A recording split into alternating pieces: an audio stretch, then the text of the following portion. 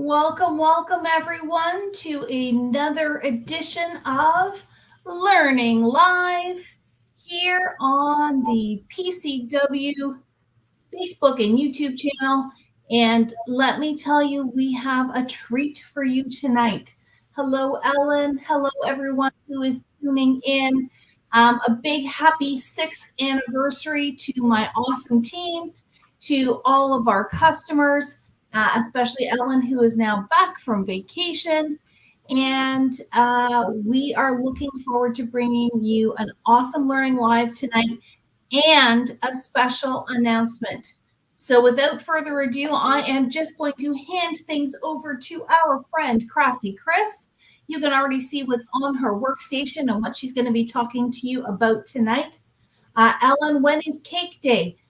Cake day, well, maybe not cake. We haven't fully decided yet, but we are having special treats and things when Paul from Spellbinders will be visiting on August 11th and 12th.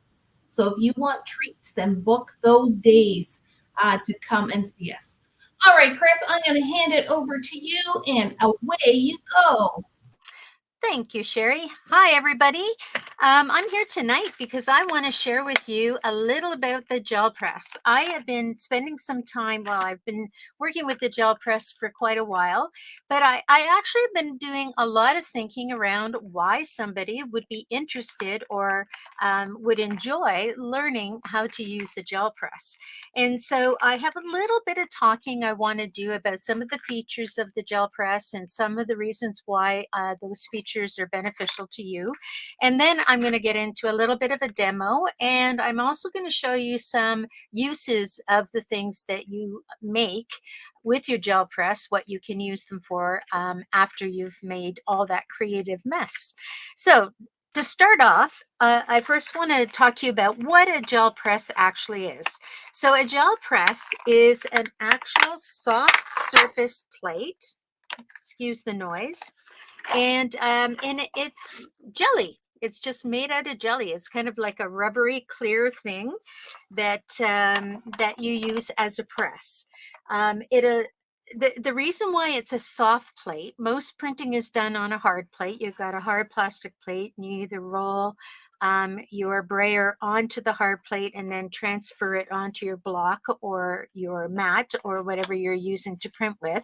But this is a soft plate. And part of the benefit to having a soft plate is that with the amount of pressure you put on the different parts of the plate, you can get a deeper color, a lighter color, more texture, less texture. So the flexibility of the surface allows you to create things that are more than just a straight ordinary print. So the gel print is a reusable printing plate, and it's made out of a synthetic gelatin. That means that it's non-toxic, it's latex-free, no animals were harmed, and there's no animal product in it, so it's completely vegan. And in these days with allergies and everything else, that's an important thing to know. The plate is used to make monoprints. Now, a monoprint is a one-off print. That means you put a piece of paper on the print, and you're only getting one image off. So you can put that same print on several times, but it's still only just the one print. So that's what a monoprint is. The idea of doing monoprints is that it's simpler and it's more affordable because you don't need to have any expensive presses or anything to put the pressure on the plate to make sure that it gets put on your paper surface. So you're saving money just making prints with this rather than using some of the more expensive options out there. And you don't need extra equipment. You don't need to have that extra press to make that print happen. It comes in a variety of shapes and sizes. So this is the 5x7. I have 4 of them. So I keep mine in a stash and store, and I have a big guy, big jelly press. I don't even know how big this is. It's huge. I want to say 18 by 20. jelly plate, and it's in its container. I also have some shaped jelly plates. I've got a large rectangle, a smaller long rectangle, and a circular plate. And I also have I think this is 8 by 10 is this one. And you can see that I've kept them all in the same packaging as they came in. I also have a hard plate if I want to use uh, block printing ink. So block printing ink is a slightly different animal, but and it needs to have an application method, but you don't need to have that to do regular jelly printing. So the one that I use the most is my 5x7. Now, the neat thing about having so many different options in sizes and in shapes is that you can accommodate any kind of project you can think of. And they can also be used as stamps. So the smaller shape sizes, you can get triangles and circles. I think there might even be a heart shape, but don't quote me on that one. But they fit in the palm of your hand. And so if you're printing on the jelly plate and then you take the plate off and you can stamp using another jelly plate right onto the surface of the print you just pulled. So, having those different options, different sizes is really beneficial when you have bigger projects or smaller projects in mind. So the jelly plate itself is very durable and it's long lasting. The largest plate that you saw in my collection is over 20 years old and it's still perfectly fine. Now, you have to remember that if you're going to keep your plates that long, you want to make sure you're taking good care of them and that you're storing them properly as well. So literally, I feel comfortable saying that once you buy a jelly plate, that's probably going to be the last one you use unless an accident happens. So an accident could be that your container that you're storing it in gets a puncture in it, and that puncture goes into your plate and scratches your plate. I would still use it myself, but some people may not like that blemish showing up on all of their prints. Another thing that could happen is that you don't store it properly and you put it on its side and it kind of slouches down and stays slouched permanently because you've left it there for several months before you opened it to use it again. So when I say it's durable and long lasting, and it's probably the one-time investment in terms of that size of plate for you, it does come with conditions that you take care of the plate, obviously, and you store it properly. You can store it in the packaging. You don't need to get a different kind of organizer to keep it.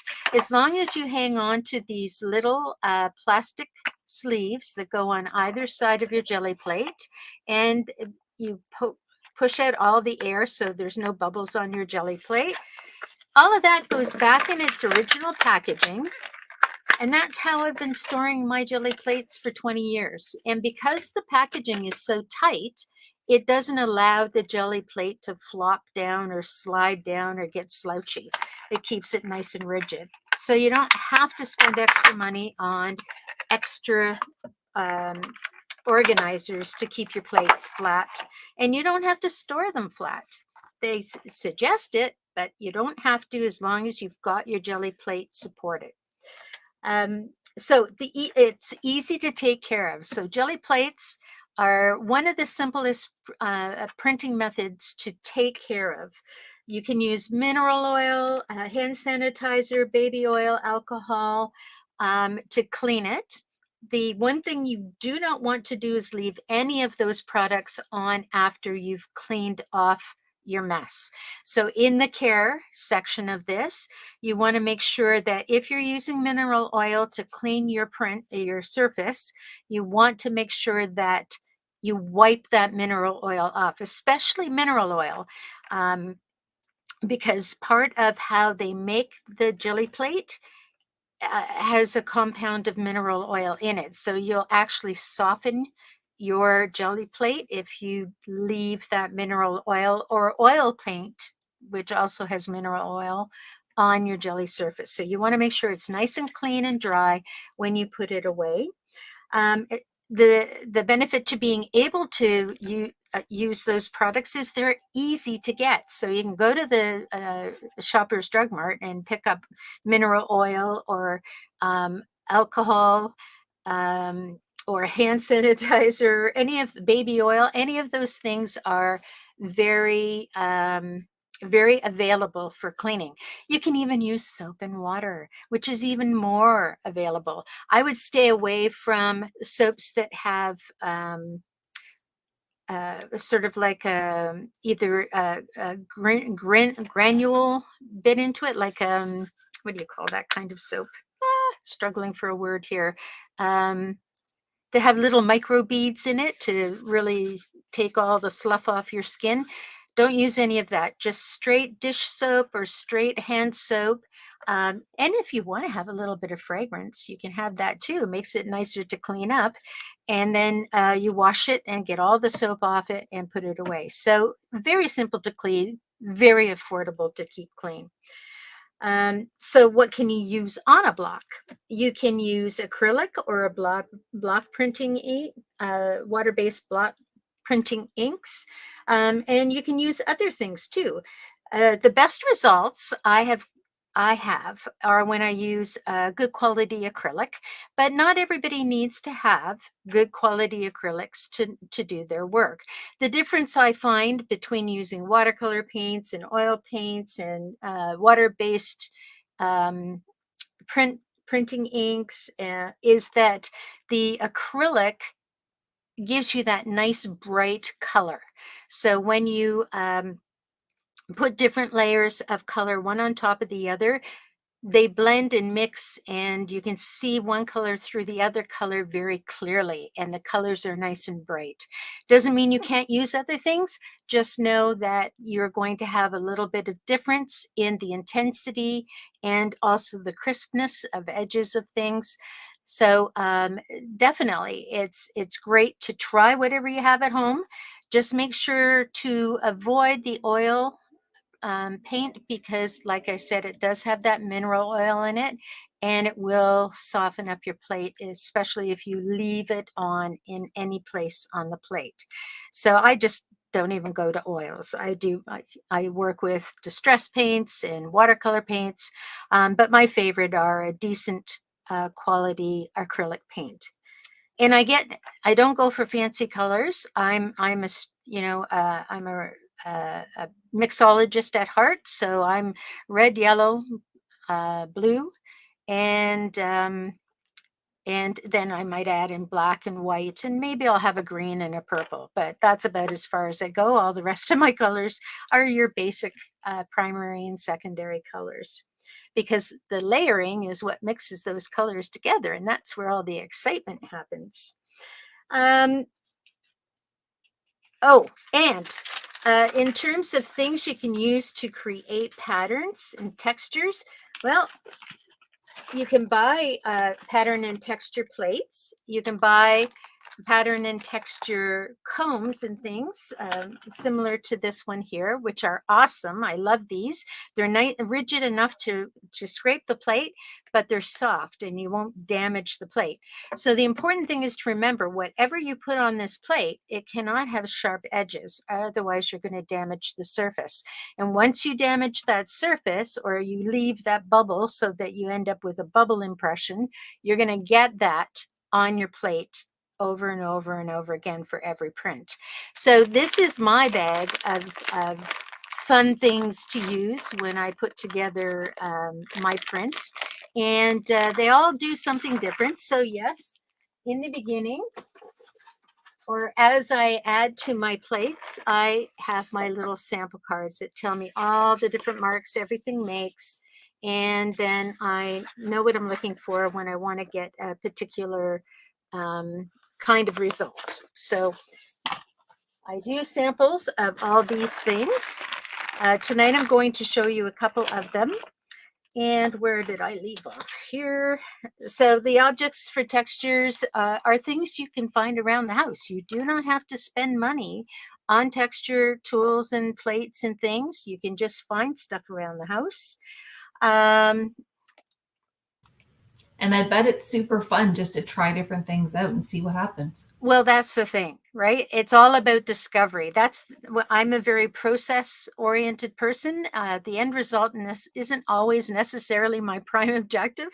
So, yeah, just playing and seeing what things do is really a lot of fun. You can use almost any surface to print on except for glossy paper. So, something like a photo and with a glossy surface, quite a few magazines will cause a problem. Is something about the stickiness of the plate and the stickiness of the surface of the glossy paper and the glossy prints and things that kind of stick it together and they don't want to come apart. Sometimes with extreme soaking, you can get them separated, but I have heard lots of horror stories where the plate itself just never ever has the same surface afterwards.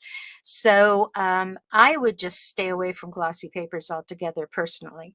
But if you want to experiment, that's great. Just know that there could be problems and that you may have to do some extra soaking and cleaning to get them off with non-abrasive stuff. So other kinds of paper surfaces you can print on, you can, I have a whole list of those. So let me get through the pros and cons of this tool, and then I'll get into inks and surfaces and things like that.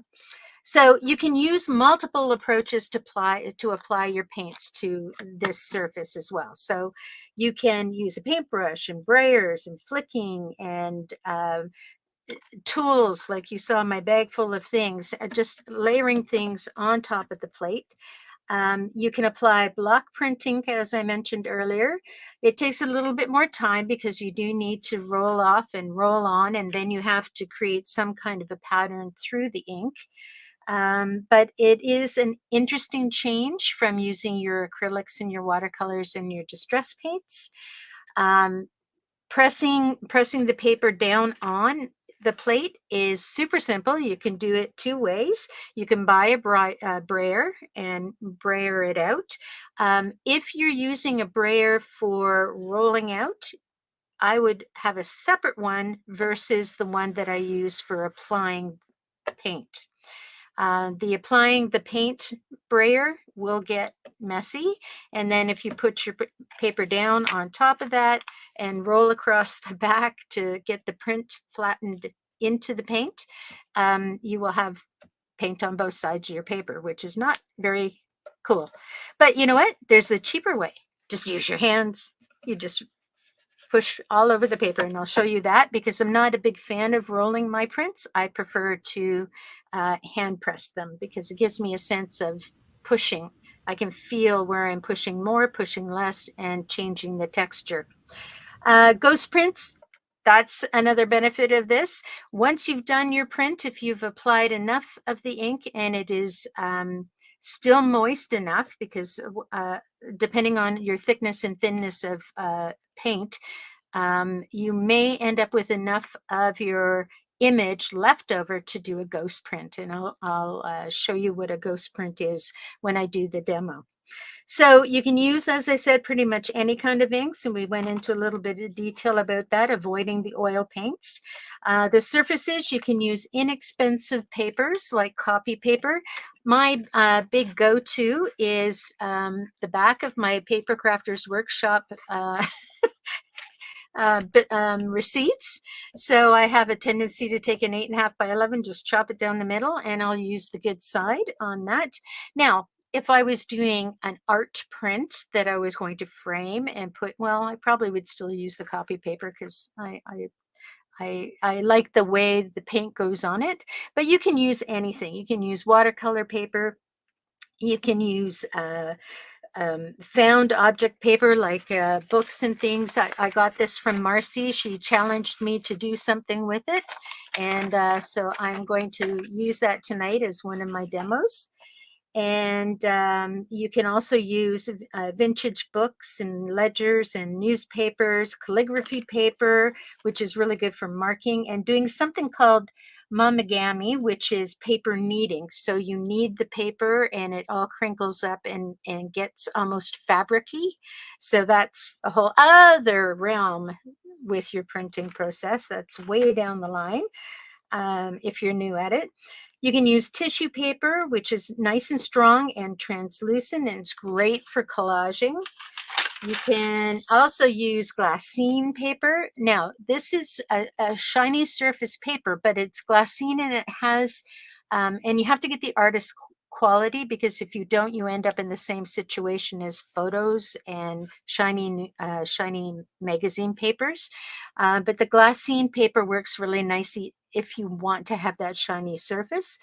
And it's also great for collaging. Handmade papers, you can use onion skin paper, whether it's the artificial onion skin or the wood and cotton onion skin, which is kind of like parchment paper. So all kinds of opportunities in terms of ways to make marks, types of ink to use to make color, types of paper to use to make more texture. So there's really... Sorry, I can interrupt you for a second. Ellen would like to know if it'll work with fabric. Yes.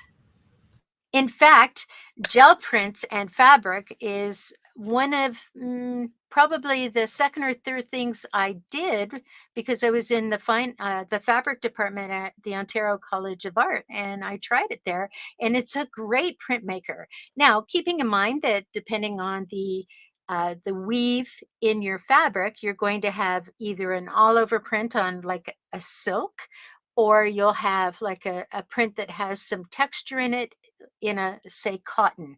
So your type of fabric will change the look as well. And the way to make acrylic paint permanent, when you use it on fabric, if you don't want it to peel off, is to make sure you iron it afterwards. So you put a nice piece of newsprint or parchment paper, something that doesn't have a wax or anything in it, and you just iron that on that fabric and it'll stay. So that's it for me in the talking. Now I want to show you the doing.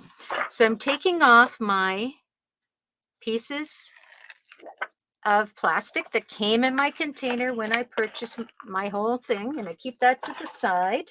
I'm going to need a few things to do my print. Now you'll notice that it's not perfectly clear. Over time, your plate will get sort of a hazy look to it. That's perfectly okay, as long as you know it's clean and you won't be transferring color. That haziness is just the way it ends up. So it doesn't affect your printing at all. And when I put it on my mat, I have one of those silicone mats, or not silicone, but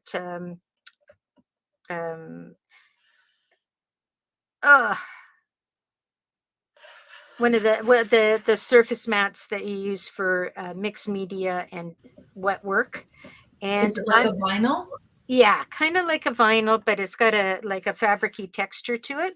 It's the Tim Holtz thing for the glass mat, but you can use any slippery surface mat. And I'm rolling my jelly plate out onto it so that I don't have any bubbles underneath, because even though it's very important when you store not to have any bubbles, you don't want to have any surface tension because of bubbles creating a bump in your work. So you just play all those little bubbles out. And if you have little tiny bubbles, I wouldn't worry about it. It's the bigger bubbles that become the problem and will give you sort of a bump in your work, and it won't press. If you want to have an all over print that's even, it will give you some trouble. So you want to make sure it's flat. You want to make sure you have your trusty pan of water to the side. I usually use the square ones because most of my template, or most of my stencils, are 6x6 stencils. I have larger ones, but I like playing with these. You need a stencil to get started. You need some paper towels. You also need, if you like, you can use baby wipes. They come in handy for quick cleanups if you don't have your water handy, and you need your water, and you need some kind of a cleaner for afterwards if you're not going to use soap and water, and you need your paints. So I have a pack of 6 colors here. I am only going to use 3. I maybe might throw white in. So I'm going to get out my red. That's green. My blue. Nope, that's black. Try that again. I'll get them all out. There we go. That's easier. I'm going to use red, blue, and yellow, and maybe a bit of white, just for fun. All right, I think, oh, and I'm going to bring out some fun things to play with. So I have my bubble wrap, little baby bubble wrap, and I have Big Mama bubble wrap, and I have some saran wrap that I've already used, and I can keep using it. And sometimes a little bit will come off each time, and sometimes it doesn't. It depends on its mood. And when I get tired of using this one and I want to get a fresh one, this is going to end up in my junk journal because it's very pretty. I have a little tiny roller that I just put some elastics on. I have my tool because this is an important tool. It really does give me the lines I love. I have a finger brush. And what else am I going to use? Oh, yeah. The other tool I need is my brayer. This is a medium brayer size, and it's a soft brayer versus a hard brayer that you would use for other printing methods. What else? I'm going to have a comb. Yes, I do have a back scratcher because this makes the best dots. I don't know if I'll use that today. I'm going to use some plastic. There they go. I'm going to use a plastic pieces of things that I bought. I don't know what was in them, and I cut them down, and I just used them as is. All right. And you can also use other things like mesh, cotton balls. This is textured wallpaper. So there's a whole bunch of things you can use. You can even use ephemera. So I have some ephemera that normally you would paint and put on a project. Well, I use it like a stamp. And I have a whole thing of gears. So I use the gear as a stamp as well. And this is a finger massager. So you just put this on to massage your finger, but it makes really cool looking circles on your mat too. So there's all kinds of weird things you can find around the house that maybe had a purpose, but it's long, you know, the purpose is not something you need anymore, and then you can use it for texture. All right, let's move everything aside. So you need paper. I usually cut an 8.5 sheet of paper of whatever paper I'm using in half, and that gives me a size that's great for the 5x7. And you need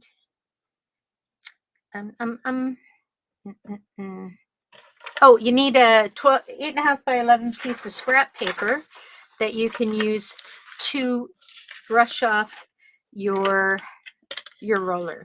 So something about when you're rolling off the color, I try not to waste color if at all possible, but you can always wet down your roller and roll off any leftover paint before you wash the roller and create backgrounds. So let me just show you some of my backgrounds. So where you're rolling off color, these things come in really handy, and I'm going to show you a layout I did with one of these in the background. So don't be afraid to save these as well. All right, I think I've got it all. Got my paper. I'm going to start with Marcy's challenge. I'm just going to cut, I'm going to rip it. Why do I need to cut it? I don't need to cut it. There we go. And she had already began something, and I'm going to finish it. All right. And you know what? Sorry, I got to move this just a little closer to me. There we go. I have dog hair all over. It is a sticky surface. All right. You just, well, you know what? I'm going to have prints with dog hair in it. It'll be very cool, I'm sure. All right, the first print we're going to make is just a simple one color print. And I'm not going to completely cover the surface. I'm going to start with yellow. So I'm just going to put a little bit on my surface, not a lot. I just want a thin roll. And I'm just going to roll in both ways. Make sure you lift your roller off. Like if you have to exaggerate and do it this way, because if you don't lift off, you'll find that you get lines. And the other thing you want to make sure you don't do is overdo the rolling, because your roller will pick up the ink again once it starts to dry. Always make sure you turn your roller wrong side up, because if you leave it down, it'll stick to your paper and then you got a mess to clean up. So this is just a simple color pull.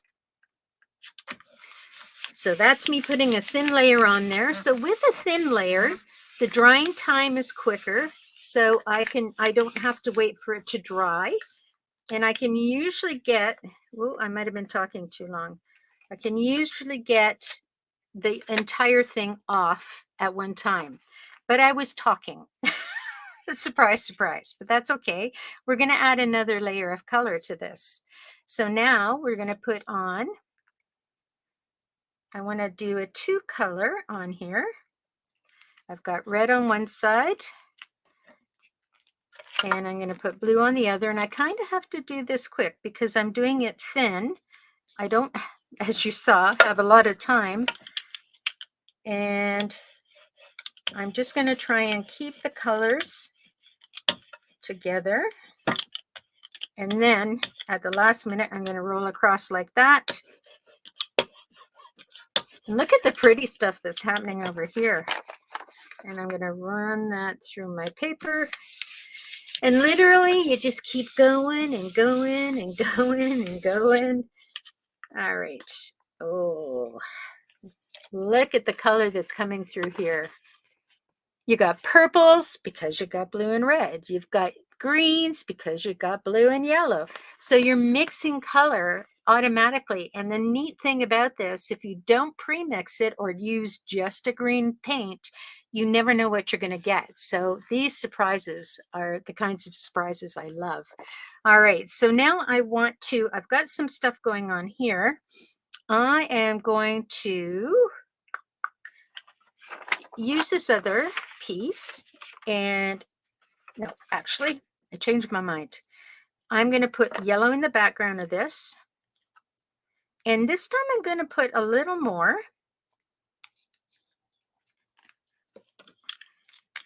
because I want it to cover, so I have a good background coverage. And trying not to have lines in it if possible. Sometimes you have to go slower.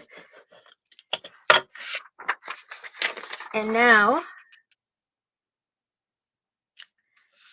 I'm going to let that just soak in a bit. So now I'm going to leave it a little longer because I have wetter paint. So it needs a little more time.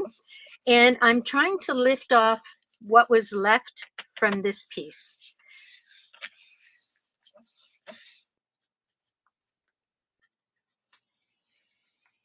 And I'm getting a little bit, not quite enough. So that I would call unfinished.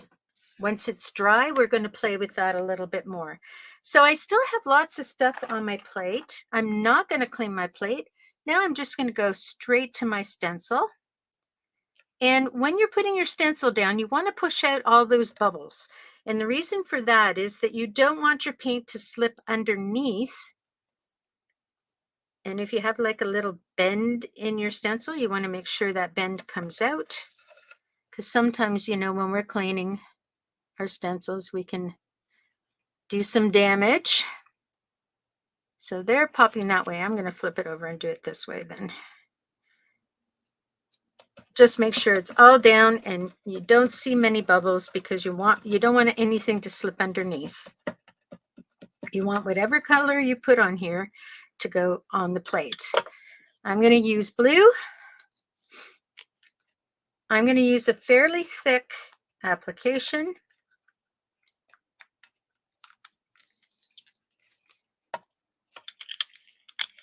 And I might get some of the green coming off.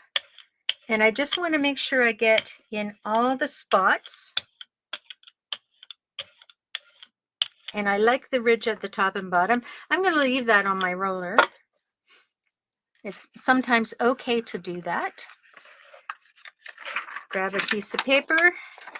Oh, I got to lift this up and put that down. And I'm not going to leave it on the plate very long because I want to leave something for ghost prints. So this is not finished. This is what we would call another piece. All right, this is a ghost print. So let's get another piece on there. You can tell how many times I purchase at Papercrafter's workshop. So there's my ghost print. So when you go a little thicker, you can pull a second print from the first print. Difference in color. One is darker, one is lighter. The second one usually has more of whatever's left over from the last print. So they're quite interesting. So those are two sort of bases. Now I'm going to put a little bit of white on here. Oh, actually, I know what I'm going to do. I'm going to turn this upside down. Oh, I don't want to. Oh, what do I want to do? I'm just going to roll this out because I like this. Is got a little bit of green in it and it looks really cool. So that is just off the roller. And you can see the turquoisey colors and everything there. That is a base print to play with. And now I'm going to roll this upside down onto my plate and see if I can get some more off there. And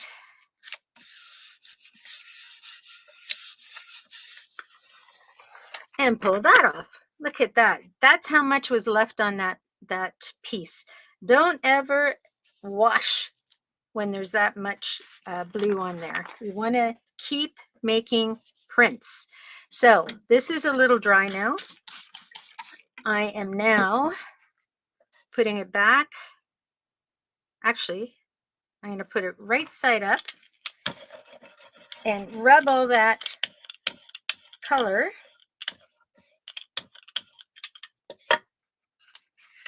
And I'm going to leave.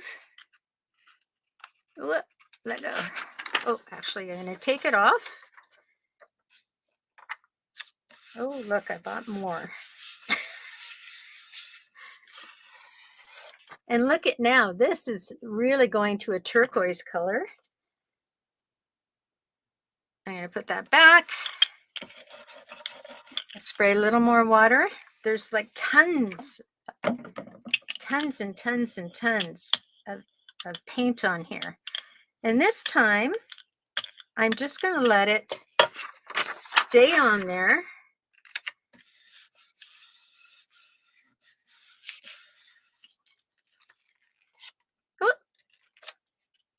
And look at that. So these all came from the exact same pull without adding any more paint. And look at all the different colors and textures you can get. So when a stencil is wet like this or covered in ink like this, don't waste it. Just keep going. There's another beginning print. You can see some interesting texture here. All right, so now I'm going to take that off. I'm going to actually put this in our washer for now. And I'm going to throw some white in with this. Actually, I should let it dry just a little bit. It's quite wet. Oh, I'm just looking at this. Sorry, I get excited. This is all watercolory. Let's see what will happen. Oh, look at that sploosh.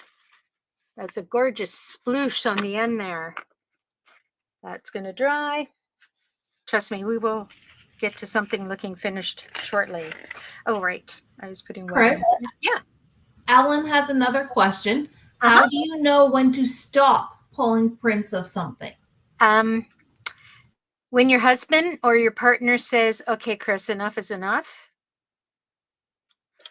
Because I actually can spend entire days doing this.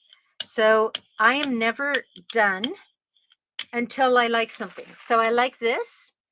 I'm not sure it's finished yet, but I'm sure that it's pretty close because I'm liking the way the colors are blending. So the end part is very subjective. It's hard to know when to stop. Okay, so I've got this. I want to go back. Remember I did this with the ink. I'm just going to lay this over top.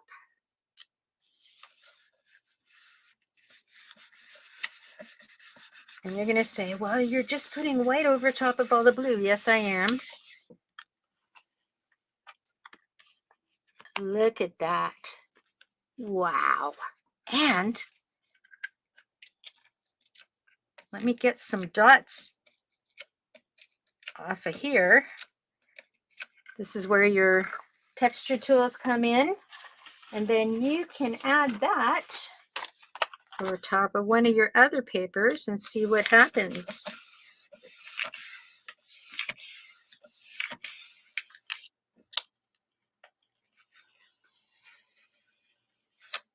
Okay, not as much came through, but you can start to see the white coming through there. This has a ways to go yet. So I want to add a little more color to this. So I think what I'm going to do is I'm going to put some yellow here, just a little bit, not too much. And whoops, I left it down. See, it sticks. I'm going to run my yellow across here like so. Whoa, it's getting wild. And where is my little baby? My little baby bubble wrap. Pull that away. Oh, that's so cool. And my big bubble wrap. Oh, I think I need to use where there's air. And now we're going to put this on top. Like there is no beginning and there is no end until you say so. So there is, it's not like Kris says, okay, I can only pull a print. Oh, look at that. Oh. Okay, I need to do a little more. I'm going to take it from the center section. I'm going to put a little bit of red in here. Yeah, it's not all about what Kris thinks. It's about what you think. And you're either going to get tired or you're going to get finished works. So those are the two options. Okay, I'm not, oh, maybe I will. Let's put this little funny thing in here. Looks like little flowers. Okay.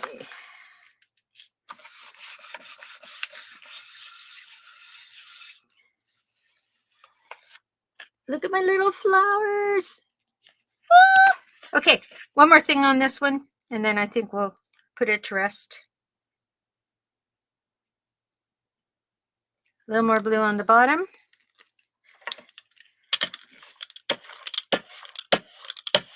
Oh, look at the orange that's coming up on there.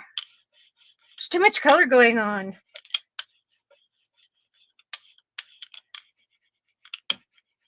Please ask any questions that you can think of. Where's my texture tool? All right. I think people are just excited to watch you and see all the different options and possibilities. And it's incredible. I can't tell you how much fun it is just to hang out and do this. So now I'm going to press that down. Don't want to put my hand in there. I'm going to leave that to dry for the next round. And there's the texture tool at the bottom there. So remember, I went from that blah kind of white and blue and green thing that I went over top of that really pretty blue thing. I think it's now much better than it was, even when it was the nice pretty blue thing. So this to me is done in terms of the background. What I use it for could totally change what's going on. I like what's going on here. I am going to pull, no, that's too much. I'm going to pull this one that we did earlier, and I'm just going to give a little bit of water. Like a scooch. There we go. And I'm just going to lay this down and see what happens. Sometimes you have to put more than a scooch, but you won't really know until you sort of play around a bit. How we doing? Oh, that's beautiful. And look at all that subtle color, the dark blue, the red, and the yellow. And I'm only using those colors, but look at the colors I'm getting. I'm getting turquoise and green and orange. And look at the orange that I got over here. I'm going to stop using this as my brayer thing because that's a background for me. So I'm going to put that over there. And now let's just finish up a couple more things. Oh, this is my favorite technique right now anyway. All right, so I want to put, I'm in my happy place, guys, this beautiful piece, and I'm going to put on red, and I don't use a lot. Like I am very skimpy with my colors, unless I'm intending to do ghost pulls. If I'm intending to do ghost pulls, then I will make sure I have way more ink on my mat. All right. So we put the cellophane on there and then we scooch it and move it around. And then we pull it off. And I think this is a little too dry. So I'm just going to put a tiny bit of water on there. And let's see what happens. I might have to do that again to show you, but let's see.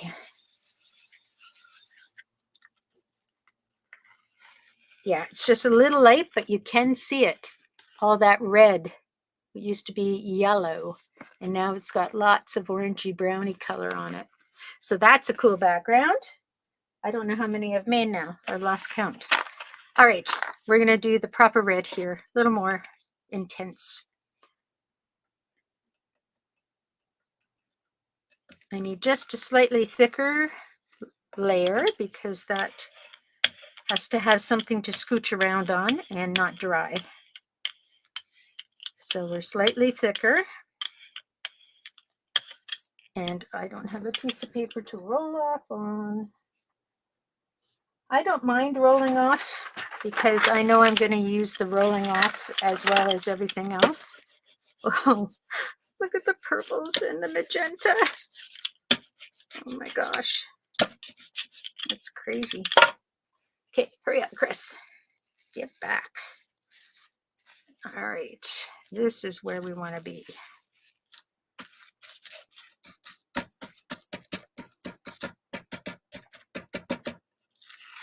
Oh yeah, that's going to be good. Did you see this, ladies and gentlemen?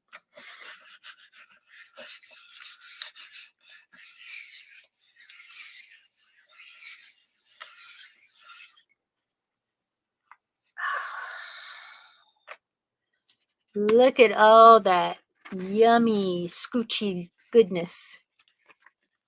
And it took that blue and made it into a purpley, there's navy in some parts, brown where there was a little bit of green. I mean, we could just go on forever, but I think that I've sort of given you a whole slew of introduction to different things you can do.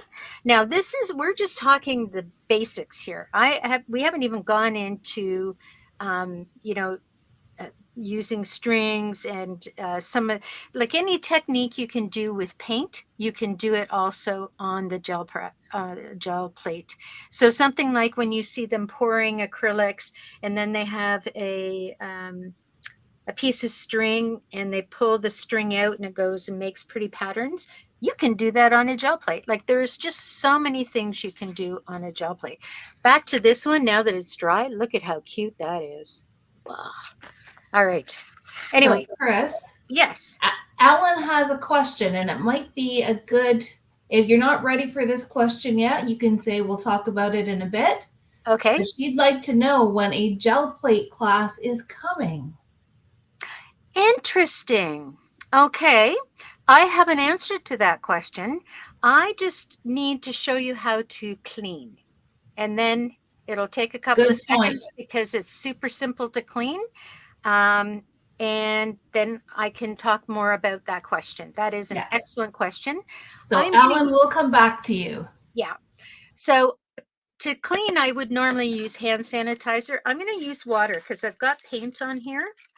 And I'm going to use my fingers because that's what I do. And I'm just going to see if I can pull any of the stuff off my plate. It doesn't seem to be coming off. My hands are fairly clean. So I'm just going to take, oh, by the way, you can use paper towel when it's wet. Do not use paper towel when it's dry because you will find that it'll stick and you'll have little hairy things. All right. And like I said, you can also use baby wipes as well. Just make sure that after you're done, you take whatever residue was on there. Now, I'm not going to clean this completely, but literally what you would do is either go to the sink or spend your time right now cleaning everything up. Let me just wash this a little bit. Okay, I'm going to be doing more probably after I get off because now I have all kinds of things to play with. Okay, so my plate is not perfectly clean. It's dirtier than it was the last time. If I'm going to store it when it's dirty, because I know I'm going to use it tomorrow or in a couple of hours, I'm going to make sure that I designate a dirty side and a clean side of my plastics. So you can feel the paint on the outside from the first time you've done it. Okay, so I put the painted side down on my dirty plate. And of course, you want to get those bubbles out. So just put it, if you put it on your mat and you have a really good light, you can see all those bubbles easily. And you just push them off to the side. And I will show you when I'm done. Well, I'll show you now.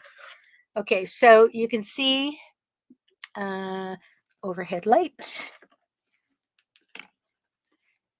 You can see that big bubble there, right there, and right there, and right there. Those are the big bubbles you do not want to keep on your plate. You may have to lift the corner to get those guys to move. You don't want bubbles that big on your plate. So remember, the top surface that I'm pushing my fingers against right now is full of paint because this I do quite often. Now, do you see that one's a little bit large? I would try to get rid of that. That one I'm not as worried about. It's fairly tiny. One thing about bubbles on your plate is over time they will disappear. I have a piece of my bubble wrap. Oh well, doesn't matter for today. They will disappear, but the bigger they are, the harder it is for them to resettle. So I'm going to be using this tomorrow, so I'm not worried about bubbles occurring. All right, so that looks fairly good to me. Just a couple of little bubbles. If I was putting it away for good, I would make an effort to get them out, but I'm going to be pulling this out tomorrow and playing some more. And now I'm going to put my dirty side. Oh, I can feel the ink. All right, my dirty side goes down on top. Try to cover most of the plate if you can. And Again, you can see those big bubbles. I don't want those. I just push them to the side.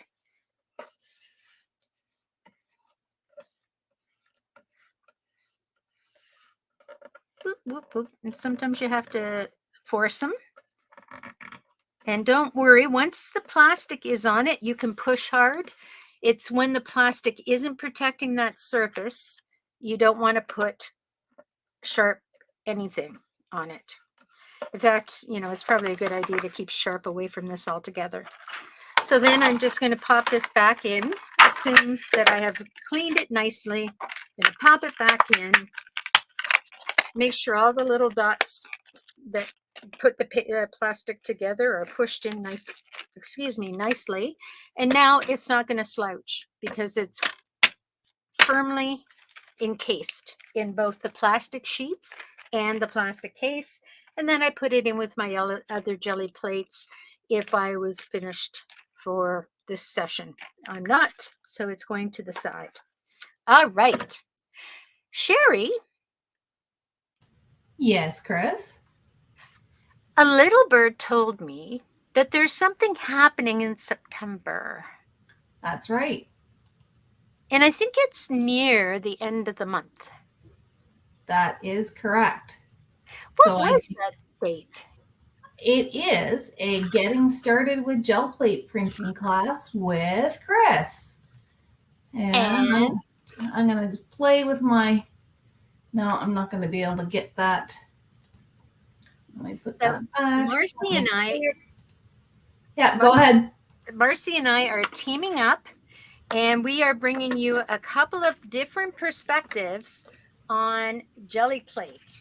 So Marcy has sent some samples that I can show you of some of the things that she has done, and I'll just quickly kind of describe them. So this is done on craft paper with white as its base. She's done some stenciling. She's got some shadow printing happening there. Some ghost printing, not shadow printing. So she's used quite a number of different colors there, and a lot of it looks like it might even mostly be ghost printing. This one's more vibrant. Maybe I should turn these over. This one is on, it looks like a nice heavy duty, it could be a watercolor paper. And so she's done the background and stenciling, and then she's added in highlights using stamps and using pen, black and white pen. And there's all kinds of detail and interesting things there. Oh. This one is on, it looks to me like media paper. And this one is nice and vibrant as well. Actually, you know what? There, you can see the glitter on that one. She's got some of her paste, three-dimensional paste that's got glitter in it. She's splattered on this. She's used a stamp. She's done some rolling and some color mixing directly on the paper. It's beautiful work. Pictures never show you all the detail. This one is lovely. This one has a ghost print of black, and it looks to me like she's used leaves out of her garden, and she's impressed the leaves into the plate and pulled the color off with the leaves, and then done some white mix in there as well. It's a beautiful piece, and that's done on craft. Like you can see that it doesn't matter. It does change sort of the hue of what you're working on. This one's a beautiful big stencil, and I just love that she's filled in some of the words in block, and some of them are just lightly printed, very, very lightly printed. And she's got combinations of red and white, and that's done on a manila color paper.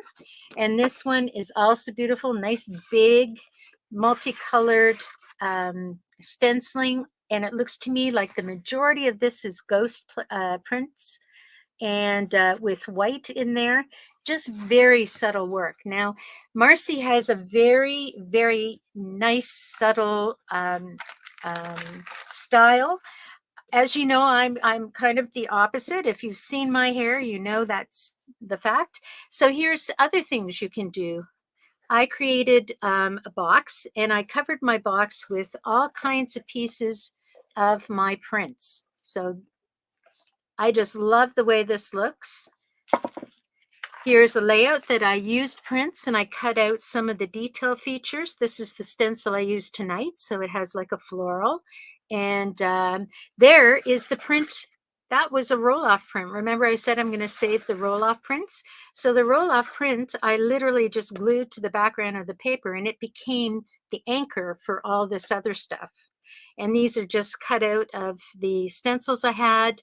And it makes beautiful layouts.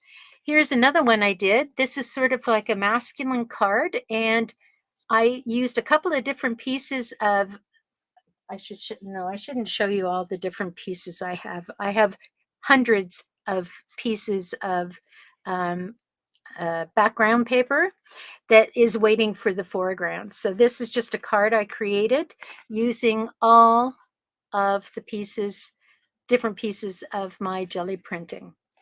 And of course, I do have junk journals. This one is a beginning junk journal. I haven't got far into it, but there's another piece I made with the same sort of stencils and textures that we've been talking about. And I've used some of the tissue paper, collage paper that we have at the store to create elements. And these are those fun little ALL non-colored flowers and leaves and things that I just added some watercolor into. So, I mean, there's a myriad of things you can create using all of your backgrounds, or you can just use your backgrounds for the beauty of your backgrounds. Like, look, that to me is just a beautiful piece of paper. I would frame that one.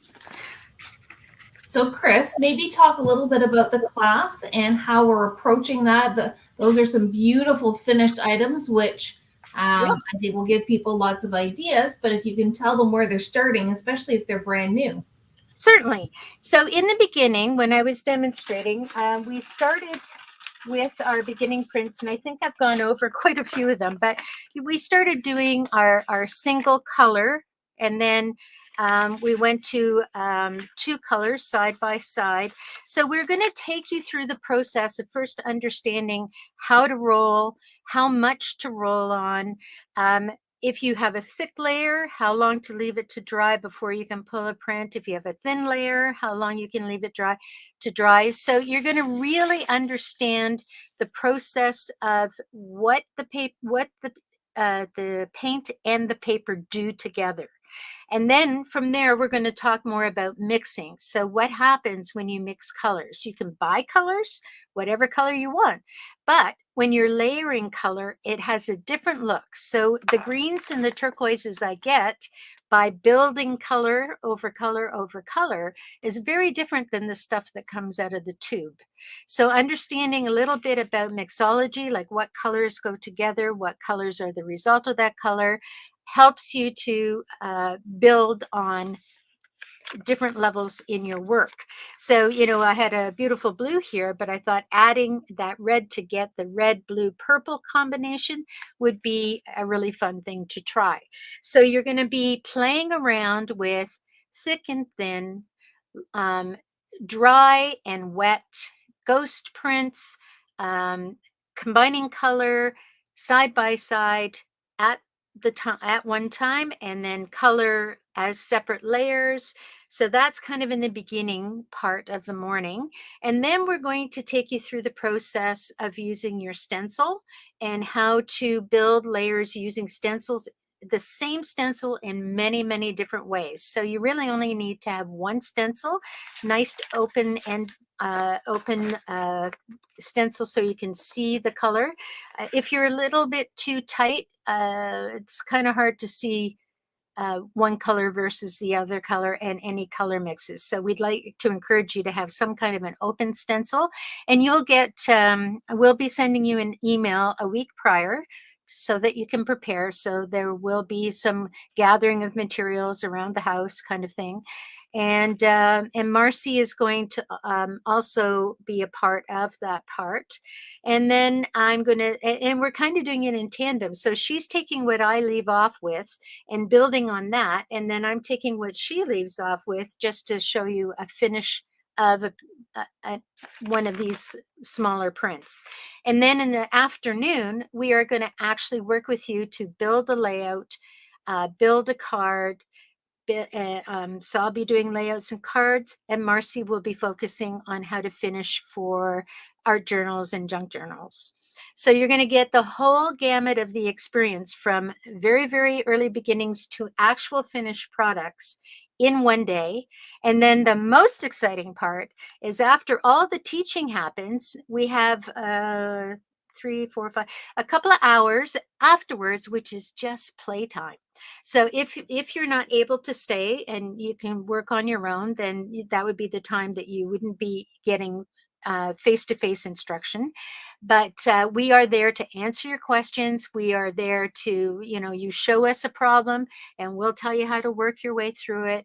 And you get to play for 2.5 hours after the classes and the instruction is over with us there for any help or any inspiration that you need. So it's a very unique way of dealing with it. 2 different sort of styles. I'm more process and Marcy is more finished product, but you'll learn so much in that one day, and that is going to be our foundations class. So that is our I think we're calling it Getting started with gel plate printing. There we go. Yeah. And so it's important to note a couple of things. It is a full day of classes. We will be recording, but this is one of those classes where I do encourage you to actually set aside the time if you can and attend live, because I think you'll get a whole lot more out of it working side by side with Kris and Marcy and learning all the things. The other thing to note is that your gel plate and your brayer are not included in your kit.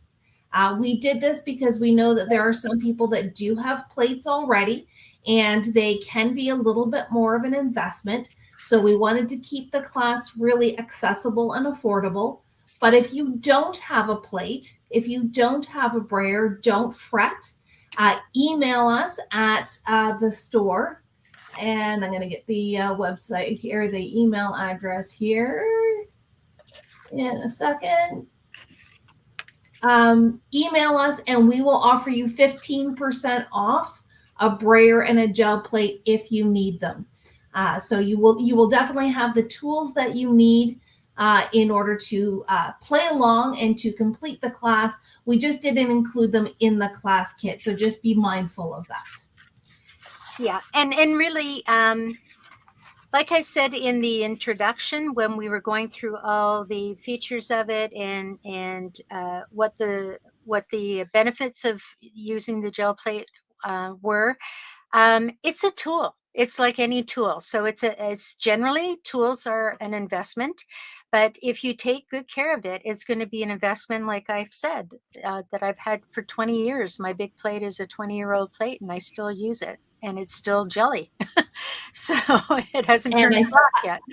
I think if Kris has shown you nothing else tonight, it is that there are limitless possibilities with this gel plate tool. And once you get started, it's going to be really difficult to stop. So we just want you to have lots and lots of fun and learn. I mean, this, from what Marcy and Kris tell me, this is just the tip of the iceberg of what you can do. So there's so much more. Kris, thank you so much. We've already got Ellen signed up for the class. Way to go, Ellen. Shelly says this sounds fantastic. Nat thanks us for the tutorial. Lots and lots of great feedback for tonight. I think you did a fantastic job. And thank you for this amazing Learning Live. Oh, thank you for joining me in my insanity. And anyone who's watching, we are going to sign off for the evening. Don't forget to join us tomorrow night for What's New. And you know what? It is anniversary month. And that means secret word contest. So you are going to want to watch What's New live. Set your alarms, set your reminders, have your friend give you a text at like 5 minutes to 7. You don't want to miss a minute. It's our 6th anniversary, and we've got lots of fun things planned this month. Awesome. All right. Good night, Kris. Good night, everyone who's watching. Have a wonderful evening, and we'll see you later. Bye.